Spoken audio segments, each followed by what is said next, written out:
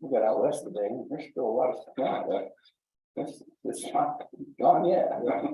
But I remember I was talking to them.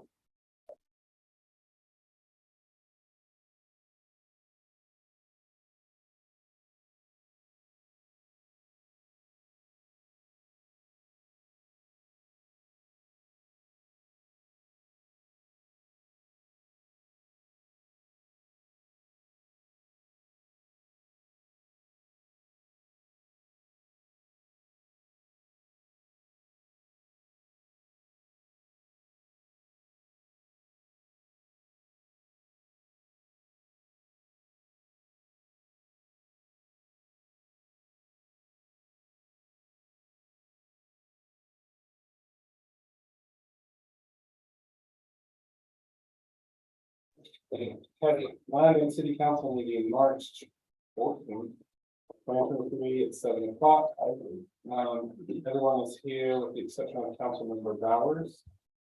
We'll start with a prayer or thought offered by Councilmember Newton and have the pledge after that.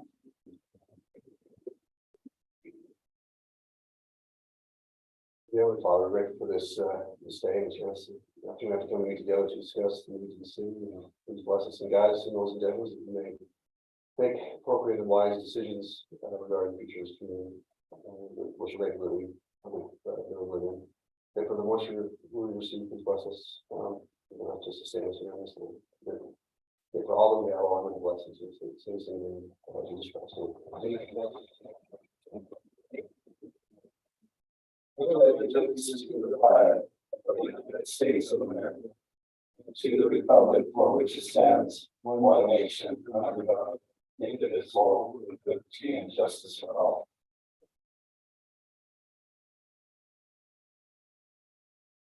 All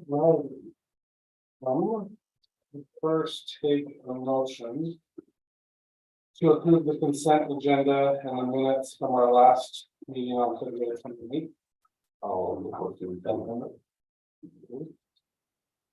That's Councilmember Newton, seconded by Councilmember Grover. All in favor? Aye.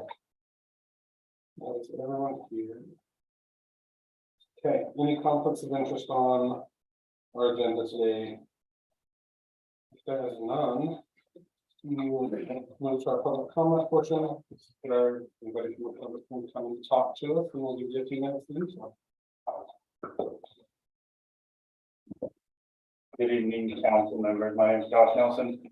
I'm just here on behalf of Sunrise Outfitting to kind of give you an update on our building, our project that we've got going on. Because you guys have been so involved in that, and thank you for your help on that. We are virtually finished. Mr. Hostler came and helped us do a final inspection today. There's a few things we have to button up, but it's rather simple stuff. And we're going to do an open house, and that's the biggest reason we're here, is to let you know that we're going to have that scheduled, and we invite any of you to come to that. That's going to be April 21st. We're going to correlate that with the season kickoff, so we wanted to still kind of get past some of the snow and mud. So it's pushed back a little bit.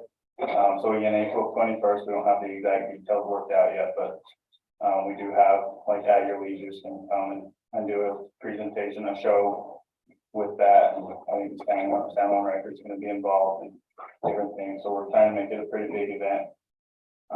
And then also, just so you're aware, the week before that, we have a big ride that's going to be kind of filtering or flooding, landing. The biggest UTV group in Utah contacted me. They wanted to come ride in Bears Ears. For permitting purposes, they needed to use a guide, and so we've got that all set up. We worked it out with the BLM, different things, but currently they've got 60 plus machines. So machines, I don't know how many people that will be, but they're scheduled to come. They've started to build the hotels, dinners are being planned, things like that. So they're going to be spending a lot of money. They asked, should we just come and do the ATV safari? And I said, no, come in the spring and then come for the safari. So basically we wanted to bring money to planning. That's what our goal is with everything that we've done is to help Landing grow. So there's that, but also with that, we based all of our rides as much as we could out of Landing. So we'll be leaving right from Landing. I've tried to get as many local businesses involved as we could. Hopefully it turns out to be a big thing and we don't just have a bunch of machines knowing everybody. So they will be in town, but they all know. They've basically been kicked out of Moab, not because of their behavior, but because of, in general, whatnot. So they understand the importance of being kosher and whatnot. Anyway, they're a good group of people, just letting you know that those two things are going on 2 weeks in a row. And we'd love to have you guys involved. Can I ask the name of the group that's coming in? UTV, UTV. yeah.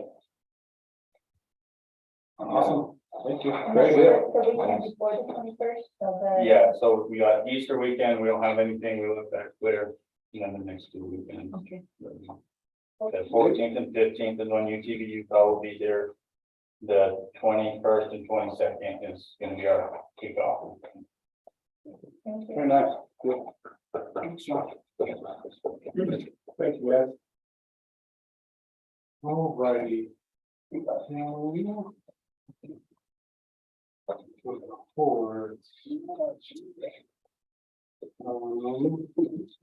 Me first, so a quick one, sorry, with the Governor's Office of Economic Opportunity, I think is what it's called now. They have a program that's available, and a lot of people are probably been aware of it through their internet service provider. But Landing residents who have kids in any of the schools qualify for a $30 rebate on their internet a month because of the pretty reduced lunch service. So anybody that has a kid in any of the schools qualifies for that. You just go through your internet company for that. I think I got a phone call about that. Yeah, they've been pushing it out recently. That brings me to a question, if I might. Yeah. What's the, I guess maybe I can help, they said there are fiber optics coming in for internet. You know the name of that? Or Emory Telecom's the company. that's Emory doing it. Telecom? I've had 2 or 3 people ask me. And I don't know when the finish date on all of that is supposed to be. Do we? It keeps changing and moving around. I couldn't even begin to tell you, but they try, you've seen them around town running main lines all over. And now they're starting to run drops to individual homes. So they're That's working on what I it. was told, is they were in there, they just want to know how they could get hooked up. So they were, when we asked, they came down and did a presentation and we had asked the question. And they had mentioned that when it's available at individual houses, they'll leave a note on the door saying that it's an option. And that they can sign I remember some of that, I just couldn't remember the name of the company. Would you like us to be having come give an update or something? Yeah, I mean, if they don't mind, I would hire. That could be the There idea. is The Utah League of Cities and Towns is having their spring conference. It's April 19th to the 21st. So if anybody's available or wants to go, I know I will be out of town and David will be out of town for different things, not for that. So if you go into this convention. No, I have meetings in Nashville with one of the jobs I have, is, clinic. So I'm not able to go to that one, but if anybody wants to go, certainly. What is that? April 19th through the 21st, and it's in St. George. And then this week I was appointed and confirmed on the Olean Walker Housing Loan Fund Board by the governor, so I don't know what that entails, but I'll start going to those board meetings, I guess. So those are my reports. Does the council have anything to report? Guardian Flag looking to hire 5 to 10 more apprentices over the next 12 to 24 months, so. If anybody knows of any mechanically inclined people, send them down that way. It's very exciting. Very much. Good deal. Good job. You interested in that? No, I can help you if you want them broke. I mean, I put it wrong. no, but if Boston was old enough, I'd definitely send them over there. It's a great job. There was a guy staying at the hotel, 2 nights ago or something. He was here for a week and he was he was a housing. They were here, he was with a private investor and they were here looking at potential housing and building opportunities. Do you know who that was? I talked to him a little bit about apartment housing possibilities, and I wondered if he had been working with you at all, so. No, they haven't, like me. I don't have. But it must not be super serious, but he was here for an entire week. And so, yeah, they were looking at what, I mean, obviously they must travel around and decide what's gonna be a good value for their money, but. When we have, I haven't talked to, Energy Fuels recently, but I know they're still planning on, adding those jobs at the mill for the raw earth, Rare. rare earth. Rare earth metals. Yeah. So, And then the mine opened back up, the copper mine, in LaSalle? It's been open for a long time. Oh, have it? Wisdom Valley? I thought they shut down for a while. They did, but that's in several years ago. They've been rolling for 4 or 5 years pretty heavy again. Yeah.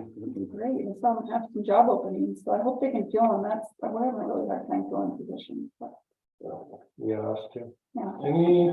anything else to report from the council? No, okay, Dave Johnson, city manager report. Okay, just got a few reports, hopefully pretty high level, so.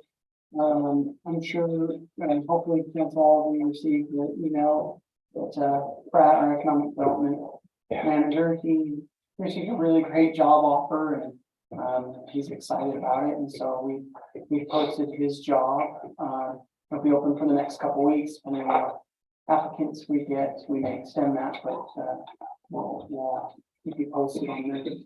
On the note of economic development, the AOG, or the name is so long ago, the Southeastern Utah Association of Local Governments, they have an economic development board that they just recently appointed me to be a part of, to represent landing in our area on that board, so I'll be participating in that. Then let me just walk through a few of these updates here. We'll be giving you an update here, one of the agenda items about the wellness center fire suppression system. The Deep Well, the contractor, actually had one of the clients that was lined up before us, I guess is no longer lined up, and Terry probably explained better, but essentially we've moved up. Basically, they're going to be here at the latest, probably mid-April. Is that all right? Yeah, maybe to the end of April. Yeah, so that really moved that up, which was great news. The Parks and Rec master plan, the consultant said he should be getting me at least the first draft here shortly. Pickleball courts, still the same situation, same as Swallow's Nest. Hopefully by now that gravel may be thawed out, but you know, it's been off and on lately. And then the grant, or the general plan, we had our downtown consultant was down here talking to businesses and business owners for the last 2 days. So that was awesome. And then the raw water cells, it sounds like Terry just received something from them, so I need to review it, and we'll kind of see what that's at and see if we can come up with something to bring to you here shortly. The last thing I wanted to make you aware of, so the CID changed their process. You know how every year, which even just a couple of weeks ago, we brought you kind of this preliminary 10-year capital plan that you just give advice and consent. It's not formally approved. Anyways, last year they started a new process, but they let us do a hybrid. So their new process is they no longer want our 10-year capital plan. They want a list of all of our capital assets, every capital asset that we have. And they have a spreadsheet. Last year, they just let us use our software, you know, to basically export a file with all our assets and give that to them. Well, now they want us to hand enter every single asset into their spreadsheet, and every city and every county has to do this. And then each year we put, I know staff were super excited about it. It's interesting. Even their staff's a little, some of the AOD staff's a little, it's daunting. So we're trying to enter all that in, because you have to have that all entered in to have future requests. Then on there, we put what anticipated requests we have and what the priorities are in that request. I just think, from their perspective, they're just trying to streamline everything so it's consistent. So that when every project that they're looking at has a consistent look and feel, so it's quick and easy for the board, which makes sense. It's just a lot of work on our end. Nothing really that you need to do. I just wanted to make you aware it's a bit of a different process. So in the future, if you don't see us bringing that that preliminary capital list, that's why. It's because we no longer have to do that. We'll keep ours going. They're weeding out people that don't want to do the work. Yeah, it's pretty much it. Yeah, exactly. So gratefully, we have a great representative through the AOG, and she said, pull your asset lists. I feel like I'm swearing every time I say that, from your software, and we're gonna tag team. She's gonna help staff fill ours in. She's doing that with multiple municipalities, so it's good. We have good support. So anyways, just brief updates. We still need to do we still need to talk about capital. We do, we just don't have to do that. We just don't need to do it for them anymore. Right, exactly. Now, Maybe we could change kind of what we do or what we. right, and it's not awkward. To me, it was awkward to kind of approve that before we've officially approved the budget. It just seems so weird to do that. So now for me, it at least makes more sense for our capital budgeting where we can say and talk through it more, because usually when you give advice and consent on that, we haven't even had our budget workshop yet to discuss or work sessions. Anyways, that's all I have to say.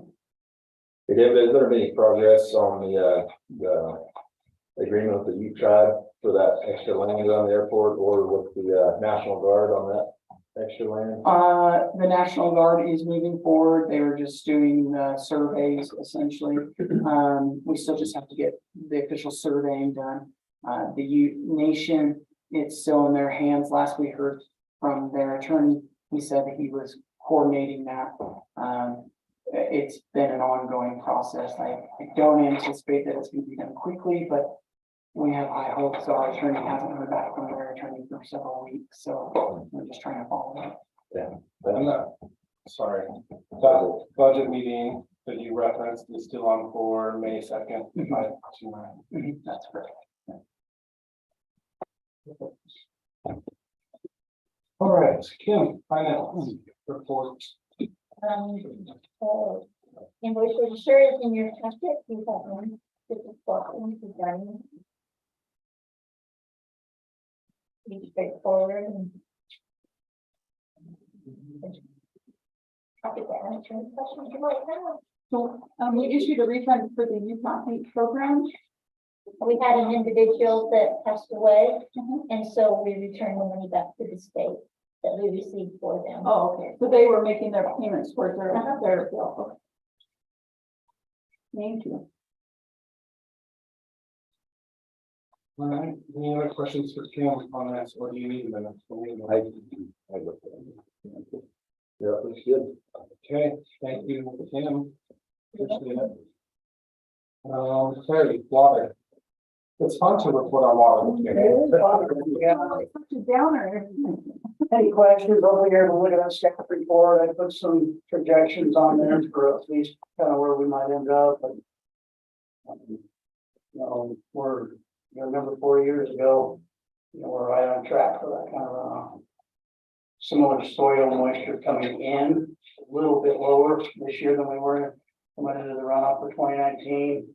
That changes as soon as you get snow melt anyway, but, there's not gonna be a lot of water that's needed to saturate the ground. So have you seen any level increase? Yeah, I mean, we flow around 200 gallons a minute in the winter and we're up to 500 gallons a minute, which, isn't a lot. That's, 280 feet a day, So, What does it get to? What click to the max that we see on that? we can run, what would that be, gallons per minute? I think in terms of CFS, we could get 10 in our pipelines, and that's gonna be about,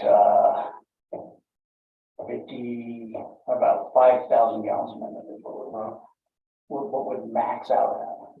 So, and that's just in our pipeline, of course, we have water coming out of Mesa and the upper ditch and all of that. Not a bad place to be. No. Any questions with respect to water? You know, I just like it. I like the projections, thank you. Thank you. All right, recreation.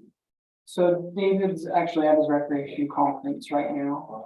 So if you look, one thing you want to let you know is we'll hopefully find out soon about the safety shade structures with CDBG.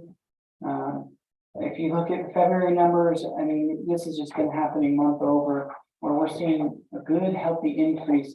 And I think, part of that is still people, getting more used to not, COVID and more COVID restrictions and people just getting out and about and great programming that our staff is putting on. So if there's any specific questions, I can direct those toward David and we can get those answers to that another time. On the, and maybe Cam or someone knows that 2022, there was 91 boys basketball, 2023, there's 81. The revenue is different. I mean, we're up still $300. Is that It's coach? And I wasn't reimbursed, or I guess we're down numbers but up money. Did we raise the fee? I'm not sure Okay. what that is. I would assume so. sometimes they'll raise the fee a few dollars based on jerseys and what the prices are there too, so. Another question I've been getting is, and we've talked a little bit, is the hours of the wellness center. Been approaching us if we would consider opening on Sundays or if we would consider opening earlier in the morning. I've heard that quite a few times, especially earlier in the morning. What time do we open? Six? Yeah. I believe it must be. That's pretty early. Not Sunday. So, But and everybody says that they want to go before work. They'll have time to get ready. that's something that we can look at, but, I think it might be worth looking at seeing if it makes sense. I think one of the things we have to look, or one of the things that in the back of my mind is we're getting close to getting some recommendations from this Parks and Rec plan, which incorporates our facility. Right. Kind of seeing what they identify where staffing is at and staffing load. And so I think that also plays a role if we're going to be open more. Hours that we should consider. So, but I don't disagree. We're also forgetting complaints that there's not machines available, there's not ability to exercise. Because it's crowded. Because It's it's pretty crowded, good. right? Yeah. Every time I've been there, it's packed. People are waiting in lines for some machines and as soon as you're done, let me That's know. Big problem to have, It's good. you know. I think it's good. Yeah. Yeah, There's a lot of people. I don't know, maybe the New Year's resolution people haven't died off as quickly this year, so that's good. Big ball. Yeah. There's not a whole lot of competition out there, so yeah, there was, it might be more strict. I would say, it's fairly cold winter. But Yeah. People inside and with the ice cream. I know with mine running, I'm on the treadmill all the time. I have to go outside with it. Well, Like everyone should do this now. Yeah. My daughter goes every day, she hasn't had, she said she hasn't had trouble getting on the machines that she uses, so she goes in the morning. Yeah, sometimes it's different times, maybe lunch times a little more crowded. At 6 a.m. morning crowd, I think it's a little more crowded, but depends. Okay. Any other questions or anything on recreation here? If not. Did they have volleyball here last weekend? No, it was 2 weeks ago. Here it is in It's April the 28th or something. Is the one here. There was wrestling. I went to that one. You know, all that. Okay, Chief Bradford. He's actually out today, so, yeah, Poor guy. spring break-in, so. Are there any questions on the report or? No, but I did have, I guess, kind of I just saw his awareness safety campaign.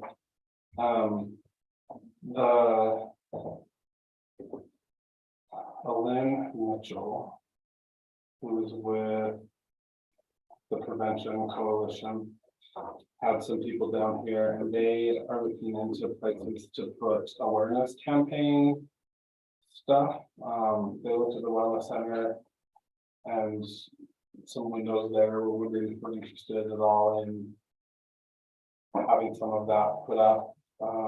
Why don't, maybe you and I can touch base and kind of look at what. Yeah, I can email some stuff out to the group and I can see what it is about, but I forgot that I, but, you know, anyways, I'll email that out and y'all can look at it and see what kind of their thoughts on it are. They're with the state or are they? So they're, it's the Prevention Coalition, so they do a lot of things with different state organizations. And then they got some grant money through some organizations that they can spend $8,000 or something on installing some of these things. They can do like backboard, like the basketball backboards at like the park or something, or walls they can put stuff on, and nothing's permanent, like it can all be removed. But they have some options. I'll email it out to the group. But I guess is there any follow-up questions for Chief Bradford that we got on the police report? If there's not, we will move on to our discussion items. So this is our airport snowplow standard box. Report here and So I don't know if you wanted to kind of chat first. You got your, let your side, because I think the piece of shit should be gone. Okay. Yes, so essentially, basically what Councilmember Grover talked about last council meeting was that we have this sander box with our current snow plow, and they were offering to do weed control for us in trade for it. The caveat is, per their interlocal agreement, they're already required to be doing weed control and spraying. And so that's something that I actually talked to the county manager about, saying, To which one? I'm sorry, Which county manager? the administrator. the county administrator, yeah. So I talked to him about that. It is similar to kind of some of the snow plowing issues we've had down there, which actually the last snow was addressed more promptly. Now, one thing that I put in my staff report, so there was a variety of reasons, that being the number one, why I had hesitations about trading it. But I did talk to the county manager about, I am open to, if they need to utilize it as a backup, no problem with that. I mean, they're providing snow removal for us. We can, as long as they're making sure that it's cared for and maintained. I don't have a problem with that. Now, there may be some caveats on that. I know we got it through the state specifically for the airport, so we would just need to check. But as far as relinquishing it, even the county administrator said he would prefer purchase a new one rather than, trade or purchase an older one. But he was open to, like, if they need it as a backup, we can do that. So I feel like we kind of have a good resolve to it, but I didn't know if you had more thoughts on it. It's sitting in a truck and it causes no traction for the truck because it's empty. Sure. If you pile sand in it, then it's going to rust out and corrode faster. So that as it's a liability for us to have it sitting in that truck versus having it somewhere else where it could be.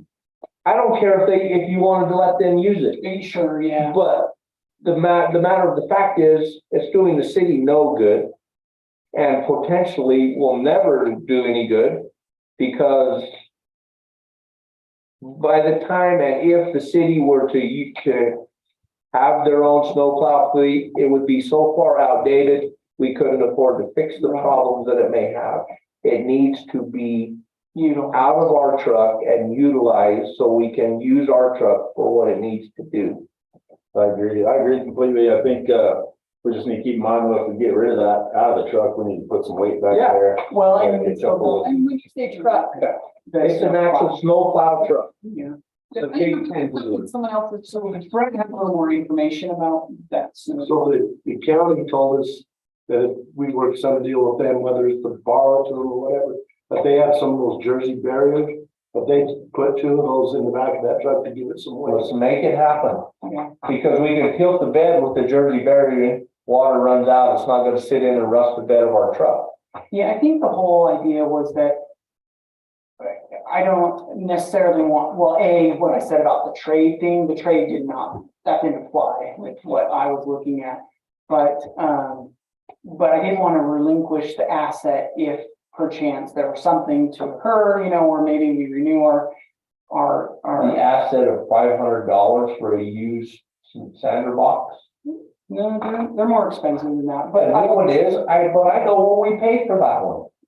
So what you're saying is an asset, it's a liability because it's rusting away in the bed of our truck. all I mean by an asset is if we were to replace it, what would it cost us to replace it? That's all I mean. So Councilmember Grover, I agree with you, and it came about a good discussion of maybe how they can utilize it. I just wasn't open to trading it for something that the county was already supposed to be doing, which is what was offered up. So that was my biggest reservation, is they're already supposed to be weeding and spraying, and they're trying to trade for that, and that didn't sound like a good trade to me, so.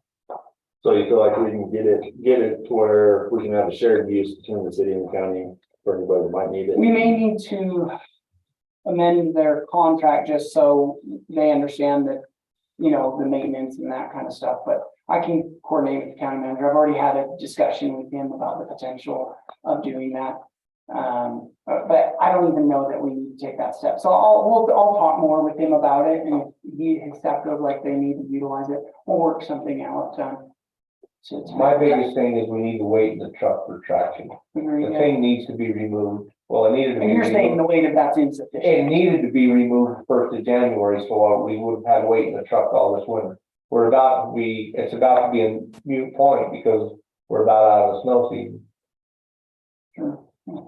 I just want I'm not disagreeing with you on it. We need to make sure it's used and maintained, if we're going to keep it in our fleet of assets, but part of the reason we acquired, and I don't know about the sandbox, but the part of the reason we acquired the snowplow was because we got a new county commission that was not as friendly, and we actually almost dropped our interlocal agreement.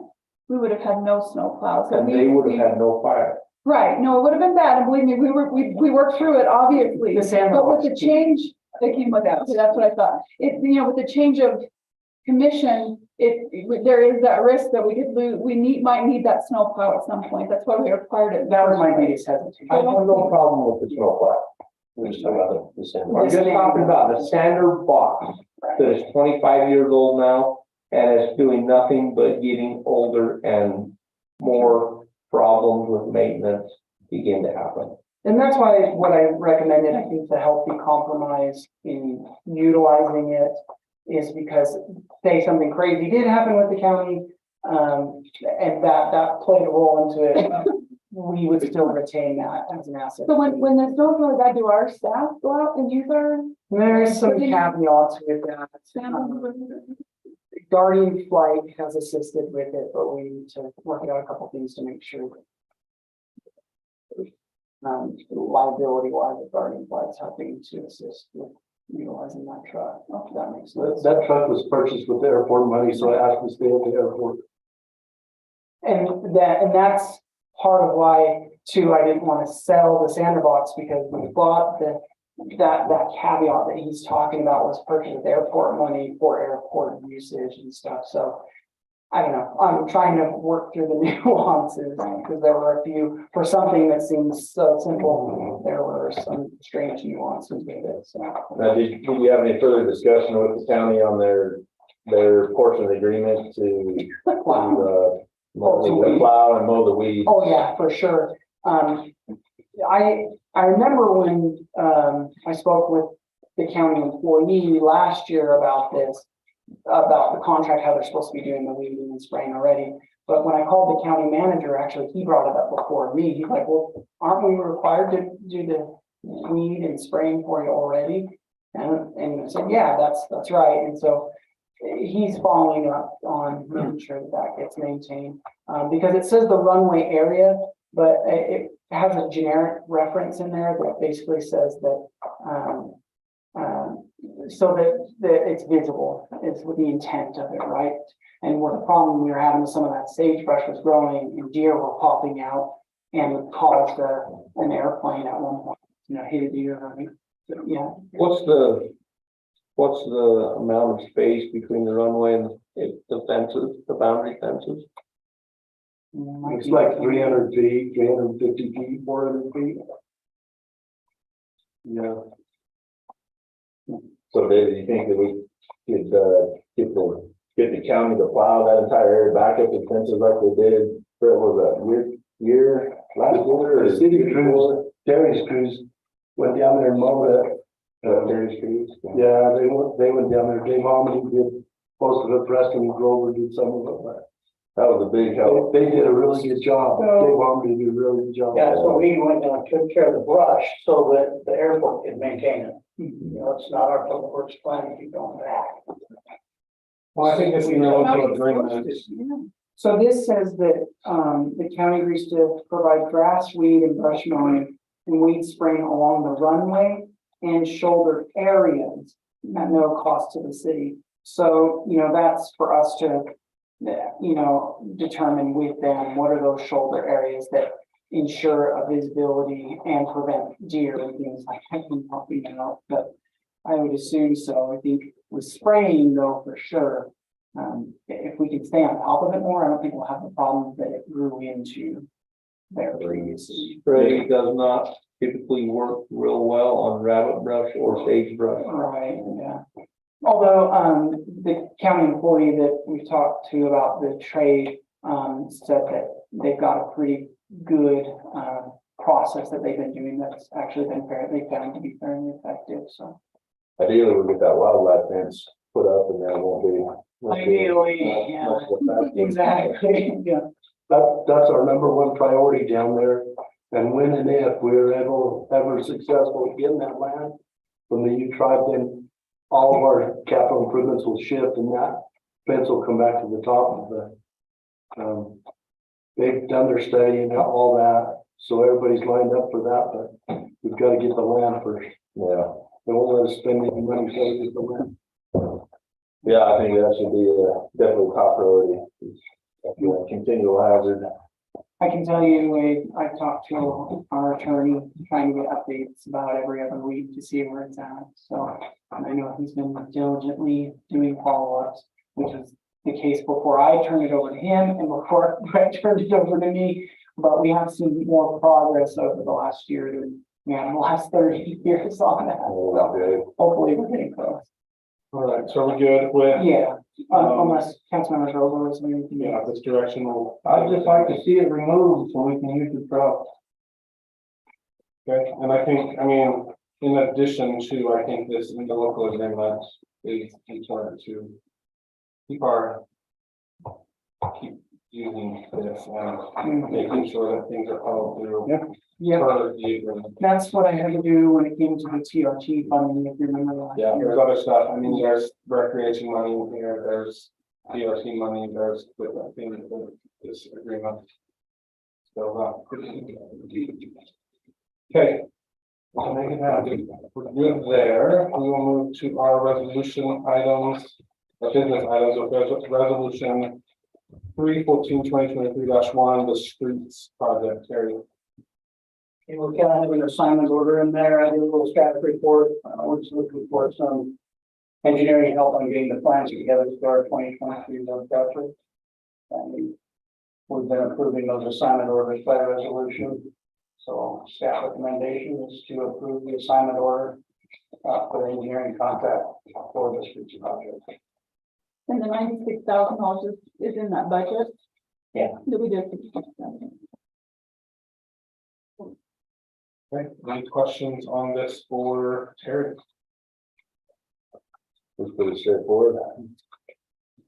Make a motion to approve resolution 3/14/2023-1, approving a contract with Jones and Mill Engineering for the street improvement projects. Not second. Okay, that's Councilmember Bowers and Councilmember Gosser with a motion to approve resolution 3/14/2023-1. Any questions on the motion? If none, all in favor? Aye.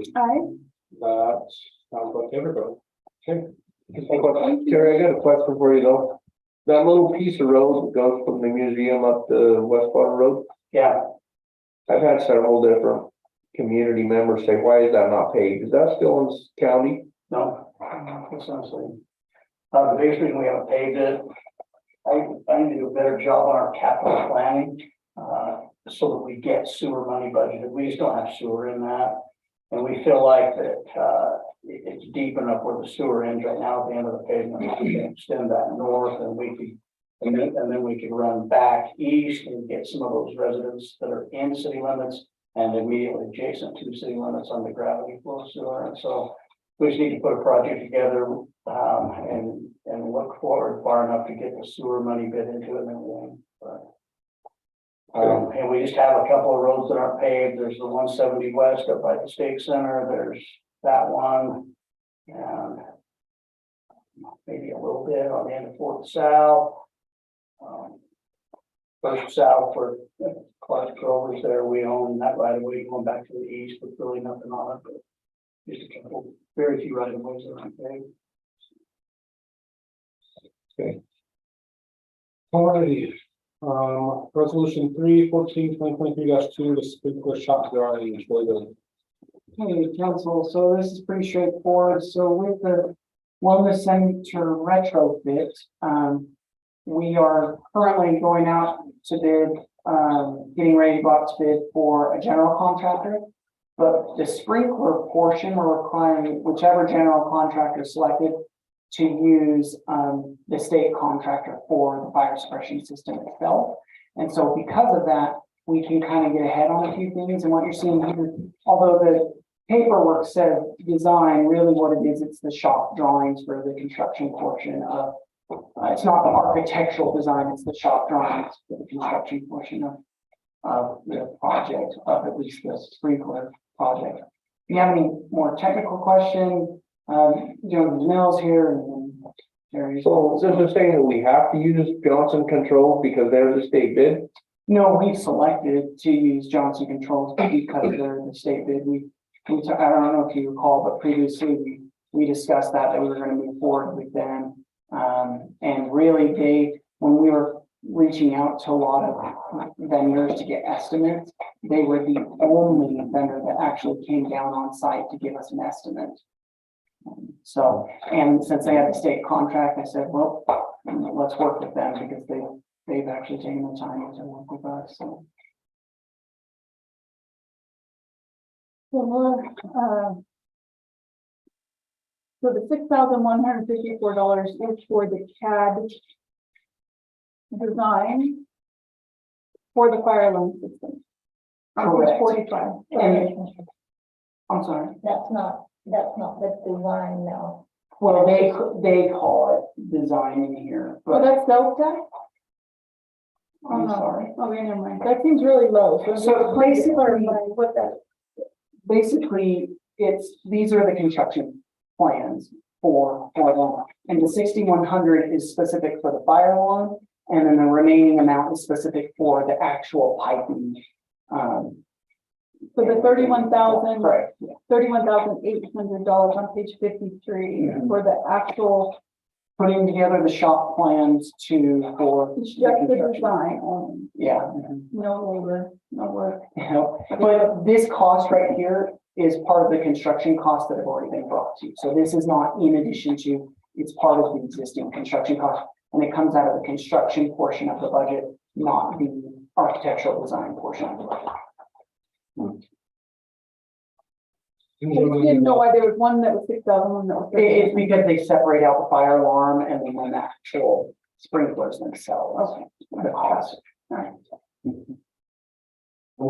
John and Bill's been working with them to make this kind of happen, work with y'all are comfortable with how this is going so far. Do we have a time frame For completion, or, yeah, well, Anyway. so right now, in the next couple weeks, we'll be doing a pre-bid meeting, and then, we'll accept the proposals, and then what we're telling them is the timeline is to get it done before, before the pool opens. But that's part of why approving these shop plans helps expedite the process, because the fire suppression system, we want to try and get all that done. Now, we'll have to wait till we hear from the general contractors and get their bids, what their timelines are. That'll play a role in addition to costs. to the selection.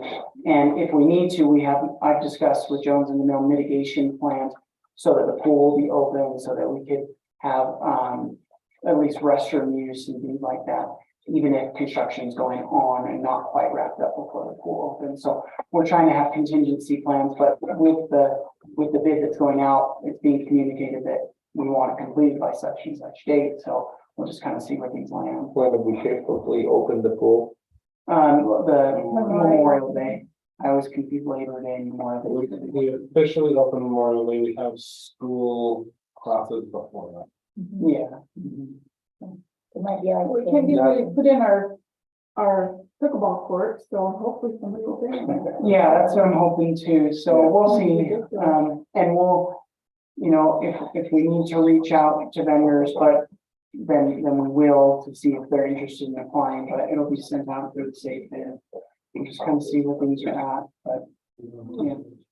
We're hopeful. That's Memorial Day this year? Okay, That's what we're shooting for. And like I said, and if they can't be completed by Memorial Day, we'll work out contingency plans to keep the pool open that we've already started discussing, so.